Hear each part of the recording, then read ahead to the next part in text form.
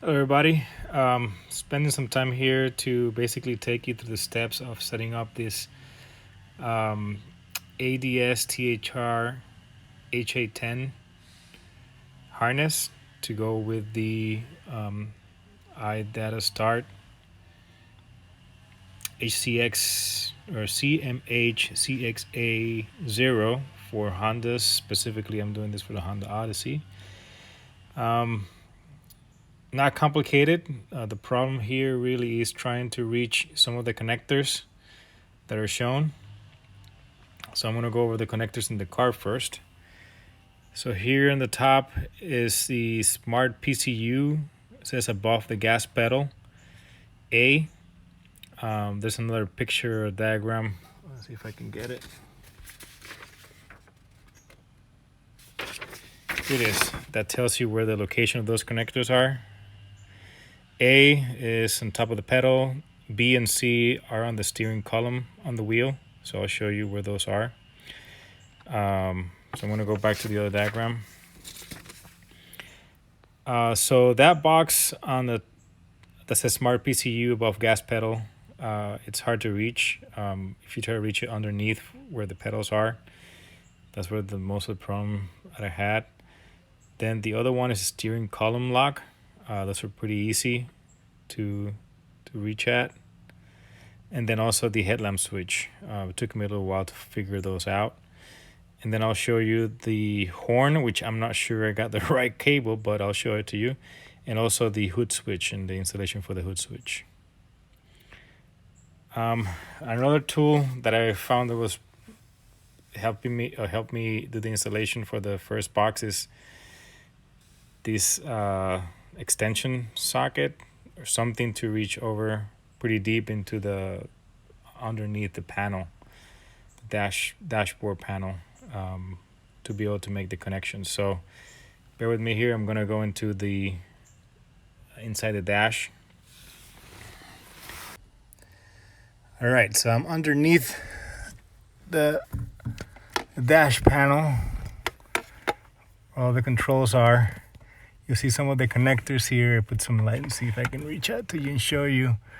But this connector is the one from the factory, so you don't have to replace that one. You keep that one there. You may want to take it off to reach and put the other ones. I disconnected it. This one is the bigger connector. It's to remove and a little bit hard to put in. And I'm not sure if you can see. I had to go through here to basically connect the other. This is hard to show, but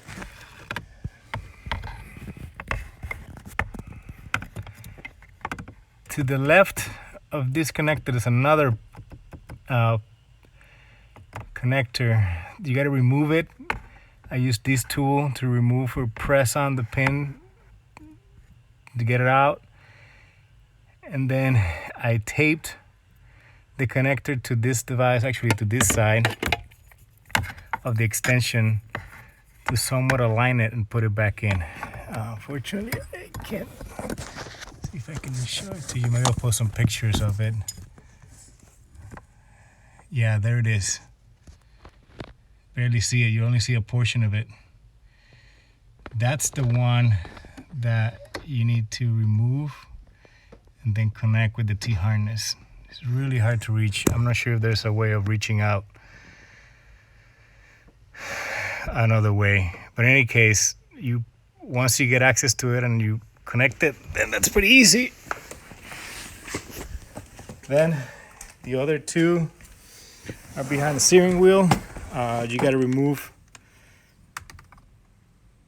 There's a Phillips screw here. You remove it. There's another one on the other side, which you can't see right now, but along the same height. You remove it. Then you basically have to access a pink and a gray cable. So you basically disconnect it from here and access. I have to redo this. This was just for testing purposes. I'm going to do this better later on. This may be where the reason my horn is not connecting, but it's supposed to be a purple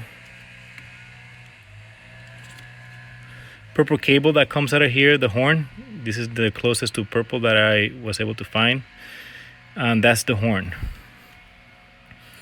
Here, the gray and the pink are the ones used based on this diagram. So the gray is the parking lights, and the pink is the lights off to turn off the headlights off. And then the horn is the purple on this connector here. And I'm not completely sure about it. I'm going to be checking it later on. And then the last one is the hood switch. So for the hood switch, I basically inserted like a big tie wrap through there. Goes through the firewall, and then I was able to get it from the hood. Oops, sorry about that.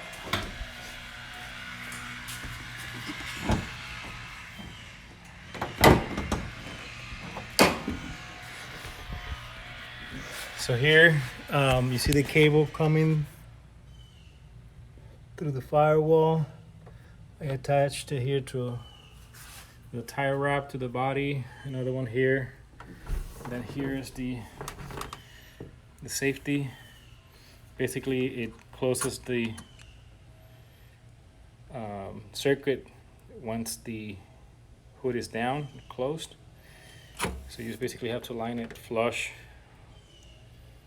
with the hood.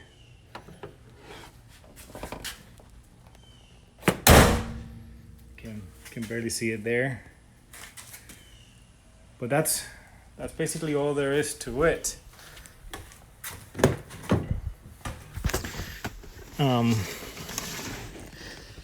Connections are pretty easy. Reaching to specifically this connection is sort of hard if you try to go through the underneath the dashboard. I didn't want to remove everything on this dashboard. I'm not sure if it's even possible. But once you get that, you put the connections onto the iDataStart module. Of course, you have to flash it, and there's instructions for that online, straightforward. The programming itself wasn't very... The instructions were not that good. So just follow the steps. If you don't really see some lights going green, just continue. So the first thing, you got to flash this module with the web link. Once you flash it, you put in here, make all the connections, turn the on button, and you read the instructions. Then take it off again, and tells you to disconnect the power at, first or last. You got to follow those instructions. And then you do the extended programming, put it back in, follow the instructions, and it worked. Okay, so I forgot to mention this connector here, the one that's going to the steering wheel lock. It's right behind the light switch. So basically remove the factory switch or connector from here, put the T-harness, and then connect the card cable or connector to the T-harness. And then from here you'll have two cables that will run to the module. Take 5.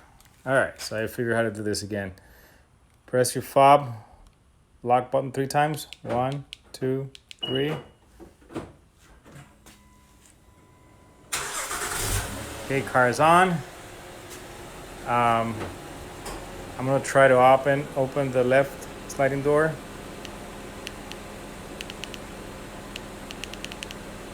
Okay, it doesn't let you. I'm gonna unlock them. No, it doesn't work. But in any case, you gotta follow the procedure. Open door, close door, press the brake. Okay, so you gotta leave the brake pedal pressed for it to work. So that's basically it. I have to go, clean all this wire and make it nice, but